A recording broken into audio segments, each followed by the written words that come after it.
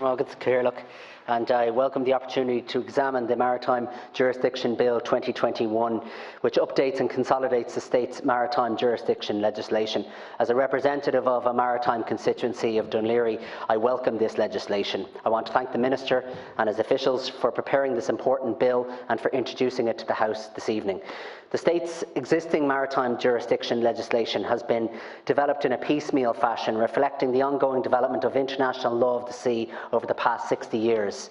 The Oireachtas first made legislative provision for Ireland's maritime jurisdiction in the Maritime Jurisdiction Act of 1959. The Act established the outer limit of the territorial sea at 3 nautical miles, the so-called 3-mile limit, and made provision for a straight baseline system from which part of that limit could be measured.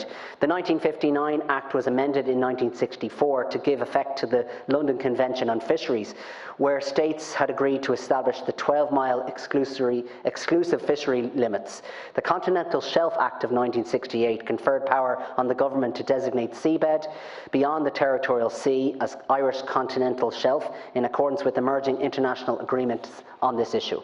In 1976, following political agreement at the United Nations, EEC member states agreed to extend their fishery limits to 200 nautical miles, and on an order under the 1959 Act, this was given effect by the government. Following Second World War, as a range and scale of human activity at sea greatly increased, pressure developed to allow coastal states to extend their jurisdiction further at sea. This was resisted by some states that place more value on preserving their freedoms at high seas. These competing views were finally settled with the adoption of the 1982 United Nations Convention on the Law of the Sea at Montego Bay in Jamaica.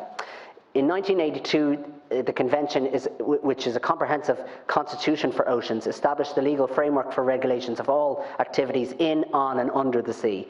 The Convention fixed the maximum breadth of territorial sea at 12 nautical miles and established a new maritime zone, the exclusive economic zone.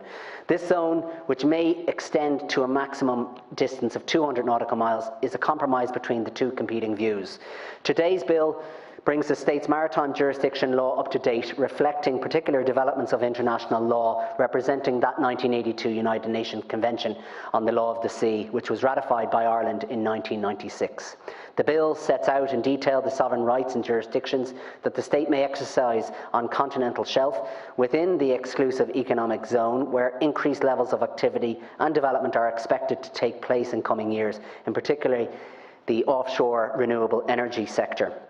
It should be noted that this bill is separate to the proposed Maritime Area Planning Bill, like the previous deputy referred to, which will seek to regulate wind farms. The aim of this bill is to consolidate the existing legislation, creating a clear statement of the state's rights and duties in each maritime zone. It will help avoid errors, hopefully, in making and considering planning applications. This bill will address the absence of policies and principles guiding the existing statutory powers to designate the continental shelf and the limits of the state's other maritime zones, a constitutional issue which was identified by the Attorney General by linking it to the detailed rules set out under the United Nations Convention on the Law of the Sea.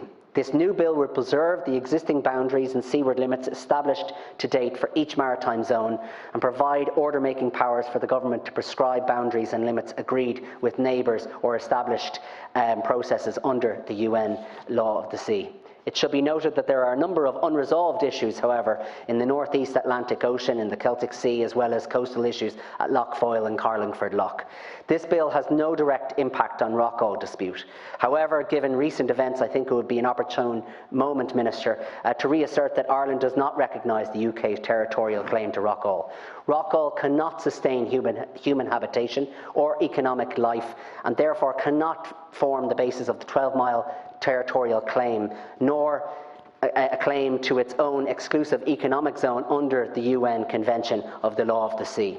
I would call on the Irish authorities to continue to engage with their UK counterparts to de-escalate the fishing disputes around the islet and negotiate a permanent agreement that reflects the international law. In conclusion, Cathaoirleach, while this bill consolidates the legal framework that supports our territorial and economic claims, it is crucially important that the government makes investments in practical means to asserting our rights.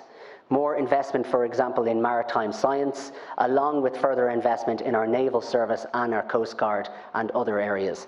Cormac Devlin Fianna Fáil.